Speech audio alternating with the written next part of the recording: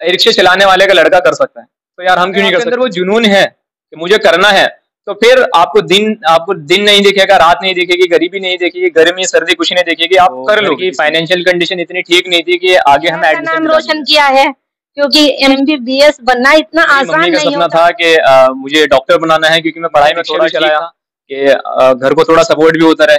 उस साल में हमारे टीम जनपद मुजफ्फरनगर के दक्षिणी खालापार में पहुंची है और हमारी टीम एक ऐसी शख्सियत से बात करने वाली है जिन्होंने, जिस परिवार ने जो है अपने एक बेटे को, अपने एक लाल को पढ़ा करके ऐसे मुकाम पर खड़ा किया है। शायद हर कोई बच्चा यही चाहेगा कि हमारे माँ बाप इसी तरह से पढ़ा करके हमें भी इसी आला मुकाम पर पहुंचाए। सुहेल भाई ने जो है नीट परीक्षा जो है इसी साल पास की है और उसी के बारे में जो है हम बात करने के लिए यहाँ पे पहुंचे हैं। सुहेल भाई, आपके पेरेंट्स ने जो है आपको पढ़ाया लिखाया, रिक्शा चला करके जो है आपकी फीस जो है भरी है, आपने दिन रात मेहनत करके जो है अपने माँ बाप का जो है नाम रोशन किया है, तो इसको लेकर क्या कहना चाहेंगे, किस तरीके से आपने पढ़ाई करी है? जी, मैंने जो अपनी पढ़ाई शुरू करी थी 12th के बाद, जब मेरी 12th हो गई थी, तो घर की फाइनेंशियल कंडीशन इतनी ठीक नहीं थी कि आगे हमें एडमिशन दिला दिया जाए। ये मेरी मम्मी का सपना था कि मुझे डॉक्टर बनाना है, क्योंकि मैं पढ़ाई में थोड़ा ठीक था, तो अम्मी का मेरी सपना था कि इसको डॉक्टर बनाना है। तो 12th के बाद यही था कि जिस तरह घर की कंडीशन है, तो कोई भी छोटी मोटी डिग्री इसको करवा देंगे। और फिर मेरे एक दोस्त मोहम्मद फरमान, मुझे उनसे नीट के बारे में पता चला। उन्होंने मुझे बताया कि नीट का एक एग्जाम होता है, इसमें अगर आप अच्छे नंबर लेकर आ जाते हो तो गवर्नमेंट जो है वो आपको MBBS जो है लगभग फ्री करा के देती है। फिर मुझे MBBS के बारे में पता चला, तो मैंने सोचा कि यार अगर डॉक्टर बनना ही है तो क्यों ना ऐसा डॉक्टर बना जाए जिसके ऊपर कोई डॉक्टर ही ना हो। तब मैंने अपनी ये जर्नी शुरू की। उस टाइम मुझे इसके बारे में पता भी नहीं था कि पढ़ना कैसे है, क्या करना है। तब मुझे पता चला कि इसका जो सिलेबस है उसमें 11th का सिलेबस है, 12th का सिलेबस है। तब फिर मैंने क्या किया, घर को सपोर्ट करने के लिए उस टाइम मैंने रिक्शा भी चलाया कि घर को थोड़ा सपोर्ट भी होता रहे। उस साल मैंने रिक्शा चलाया और उसी साल मैंने एक ट्यूशन लगवा लिया था अपना। 11th के लिए एक ट्यूशन लगवा लिया था, और तो शाम के टाइम मैं ट्यूशन में जाके पढ़ता था और सुबह के टाइम में रिक्शा चलाता था। इसी तरह फिर मैंने ऑनलाइन फिजिक्स वाला में एक यकीन बैच है, उसमें ऑनलाइन 3-3.5 रुपए में आप पूरे साल नीट की कोचिंग कर सकते हो। फिर मैंने ऑनलाइन पढ़ना शुरू किया। तब मेरे लास्ट ईयर 609 नंबर थे, फिर भी मेरा नहीं हुआ था। और फिर मुझे ऑफलाइन मेरठ के अंदर मुझे फ्री ऑफलाइन कोचिंग मिली। तब मैं मेरठ गया और इंशाल्लाह अल्लाह के शुक्र से इस बार मेरा सिलेक्शन नीट में हो गया। अच्छा, अक्सर हमने देखा है जो गरीब परिवार होते हैं वो अपने बच्चों को हाई स्कूल इंटर तक पढ़ा पाते हैं, लेकिन आगे की फीस जो है उनके लिए नहीं कर पाते, तो वो बच्चे जो हैं वहीं तक रुक जाते हैं, उससे आगे की पढ़ाई नहीं कर पाते। तो उनके लिए क्या कहना चाहेंगे?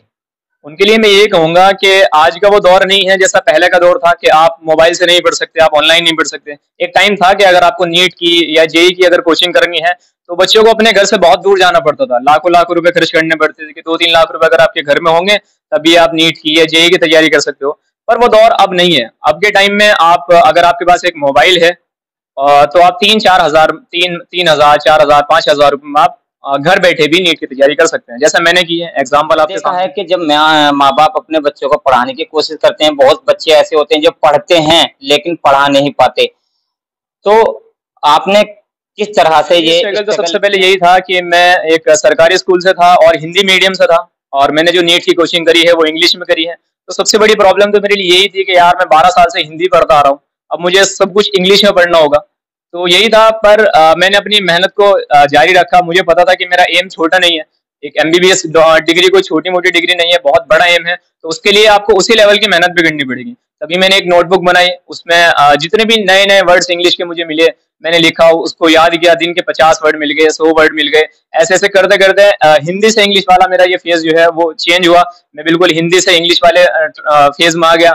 और यही है कि अगर बच्चा चाह रहा है कि यार वो कर लेगा, तो अगर आपके अंदर वो जुनून है कि मुझे करना है, तो फिर आपको दिन नहीं दिखेगा, रात नहीं दिखेगी, गरीबी नहीं दिखेगी, गर्मी सर्दी कुछ नहीं दिखेगी, आप कर लोगे किसी भी तरीके से।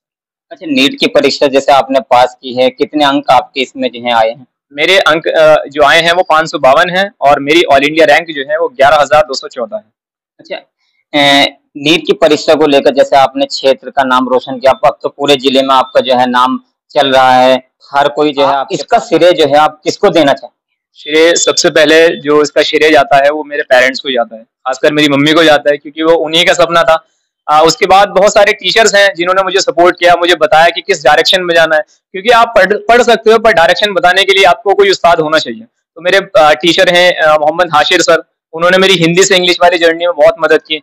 और खासकर जो ऑनलाइन मैंने पढ़ा उसके जो ऑनर हैं अलक पांडे सर, उनका मैं बहुत शुक्रिया अदा करना चाहूंगा, क्योंकि आज उन्हीं की वजह से आज मैं इस मुकाम पर हूँ। मेरी पेरेंट्स की दुआएं हैं और मेरे रिश्तेदार वगैरह दोस्त वगैरह सबकी दुआ और मेरी मेहनत की वजह से आज हम यहाँ पर हैं। अच्छा, कुछ दोस्त आपके ऐसे भी होंगे जिन्होंने जो आपने ये जो मेहनत की है उसका श्रेय भी आपको दिया है, तो आपके साथी कुछ ऐसे भी हैं जो नहीं पढ़ पाए?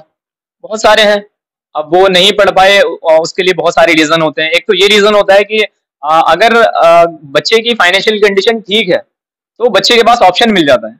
जैसे कि मेरे कुछ दोस्त भी हैं, जैसे उनको ऑप्शन मिला क्या, या तो आप नीट की तैयारी कर लीजिए या हम आपको बी फार्मा करा के दे देते हैं। अब एक सीधा आप एक आसान रास्ता दिखता है, एक भारी रास्ता दिखता है। कंपटीशन कोई आसान रास्ता नहीं है, इसमें 25 लाख एस्पिरेंट्स होते हैं और गवर्नमेंट सिर्फ 25,000 है, यानी 100 बच्चे में से सिर्फ एक बच्चा सेलेक्ट होता है। और तो बच्चे को क्या दिखता है कि यार आसान रास्ता है, बी फार्मा करके बैठ जाते हैं। अब वो ये है कि जितना आप अपने आप को घिसोगे उतने ही चमकोगे, तो अगर आपको उस लेवल पे मेहनत करोगे तो उस लेवल पर आप जाओगे जरूर। कहा यह भी जाता है कि शिक्षा शेरनी का दूध है, जितना इसको मतलब ज्ञान लोगे इतने ही ज्यादा आप परफेक्ट होगे। तो इस पूरे प्रकरण में जो है आपके यहाँ नेता भी आए, जो है काफी लोग आपसे मिले, तो उन बच्चों के लिए किस तरह का संदेश आप जो है अपने माध्यम से देना चाहेंगे जो आज के लिए स्ट्रगल तो कर रहे हैं लेकिन कामयाब नहीं हो पाते? बस यही है कि जब से मेरा रिजल्ट आया है उसके बाद से तो मतलब मैसेज मेरे पे बहुत सारे आ रहे हैं बच्चों के कि जी हमारे भी घर की फाइनेंशियल कंडीशन ठीक नहीं है, हमारे पास भी रिसोर्सेज नहीं है। तो इस तरीके से क्या होता है, जब आप कोई बच्चा कंपटीशन से निकल जाता है या एमबीबीएस, जैसे मैंने एमबीबीएस कर लिए, तो एक तरीके से बच्चों को एक मोटिवेशन मिलता है कि हाँ यार अगर वो इस लेवल से उठ के कोई बच्चा कर सकता है तो हम क्यों नहीं कर सकते। हमारे घर में पूरे रिसोर्सेज भी हैं, घर वाले सपोर्ट भी कर रहे हैं, हमारे पास इतना पैसा भी है कि हम ऑनलाइन तो क्या ऑफलाइन भी पढ़ सकते हैं। तो इस तरीके से बच्चों को मोटिवेशन मिलता है कि यार ऐसा नहीं है कि 25 लाख में से 25,000 सेलेक्ट होने हैं तो हमारा नंबर तो आएगा ही नहीं। ये बच्चों के अंदर एक जुनून होना चाहिए कि यार हाँ अगर रिक्शे चलाने वाले का लड़का कर सकता है तो यार हम क्यों नहीं कर सकते। यही कहूंगा मैं कि अगर आप कर सकते हो, अगर मैं कर सकता हूँ तो इंशाल्लाह। सुहेल भाई की माता जी जो है हमारे साथ मौजूद हैं। माता जी, आपके बच्चे ने जो है नीट की परीक्षा जो है हासिल की है और नाम रोशन किया है क्षेत्र में, किस तरह से आप महसूस कर रही हैं? जी माशाल्लाह से मैं बहुत अच्छा महसूस कर रही, क्योंकि इसने अपने शहर का भी नाम ऊंचा किया, अपने माँ बाप का भी नाम ऊंचा किया और बच्चों को भी इस चीज की शिक्षा मिलेगी। क्योंकि बच्चा देखो कितनी मेहनत से, रिक्शा चलाने वाला बच्चा इतनी मेहनत करके कामयाब हुआ, तो और कोई बच्चा क्यों नहीं हो सकता है। क्योंकि मैं सबके लिए ये कहना चाहती हूँ, देखो जैसे मेरे बच्चे ने मेहनत की, इंशाल्लाह आप सब मेहनत करो, इसके ऊपर सबका हाथ था। देखो अल्लाह का हुक्म था, ये हुआ। देखो करिश्मा तो अल्लाह का ही था, मेहनत मेरे बच्चे की थी और दुआ सबकी थी, है ना। इसके अगर नाना जिंदा होते हैं वो भी बहुत ज्यादा खुश होते हैं, और मेरे 2 भाई जो है उनका इंतकाल हो चुका, वो भी बहुत ज्यादा खुश होते हैं, क्योंकि इस मुकाम पर पहुंचा है, अल्लाह ने इसको इतनी इज्जत बख्शी है और इसने सबका नाम रोशन किया है, और अपने अम्मी पापा का भी और अपने बहन भाइयों का भी, रिश्तेदारों का भी, सबका नाम रोशन किया। देखो सबसे पहली बात कि अपने शहर का नाम रोशन किया है। बनना इतना आसान नहीं होता, क्योंकि इसमें बहुत ज्यादा मेहनत करनी पड़ती है। इसने बहुत ज्यादा मेहनत की, क्योंकि रात दिन मेहनत की, दिन में रिक्शा चलाया, रात को पढ़ाई की, और अपना बहुत ज्यादा मतलब ध्यान भी इतना नहीं रखा, और सबकी बात भी सुनी और माँ बाप की ख्वाहिश भी पूरी की। कितनी खुशी आपको हो रही है? बहुत ज्यादा खुशी हो रही है, देखो बहुत ज्यादा खुशी हो रही है। मैं मेरे पास कोई शब्द नहीं है कहने के लिए कि मैं कितनी खुश हूँ, बहुत ज्यादा खुश हूँ, क्योंकि मेरे बच्चे ने इस मुकाम पर पहुंचा है और सबका नाम ऊंचा किया है। मुझे बहुत ज्यादा खुशी है। तो हमारे इस चैनल के माध्यम से उन माता पिताओं को किस तरह का संदेश देना चाहेंगे जो बच्चे पढ़ नहीं पाते, उनको लेकर किस तरह का संदेश? जी मैं यही कहना चाहूंगी, देखो जो सुहेल है, मोहम्मद सुहेल, वो ये कर सकता है इतनी मेहनत करके, क्योंकि उसके बाबा भी इतने कमजोर थे और उनसे मतलब काम नहीं हुआ, इसने काम का भी सपोर्ट किया। मैं सबको ये कहना चाहूँ, इंशाल्लाह आप कोशिश करो तो आप भी कर सकते हो। कोशिश कोई ऐसी चीज नहीं होती, क्योंकि खुद से होती है। अगर माँ बाप की सपोर्ट मिले, सबकी सपोर्ट मिले तो हम कोशिश कर सकते हैं, और इंशाल्लाह हम कामयाब भी होंगे एक न एक दिन, क्योंकि इस मुकाम पर जब हम पहुंचेंगे तो जरूर तो ये कामयाब खास होंगे। बातचीत करने के लिए हमारे साथ सुहेल भाई थे।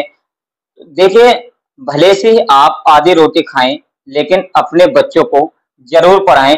देखो, शिक्षा ऐसी चीज होती है जहां अगर कोई बच्चा पढ़ना चाहे तो उसको पढ़ाना बहुत जरूरी होता है। कहता है कि मैं अगर इंजीनियर बनूंगा या डॉक्टर बनूंगा, तो उसके पेरेंट्स को यही चाहिए कि जी वह उसी लाइन में उसको उसी तरफ जो है खींच कर ले जाए।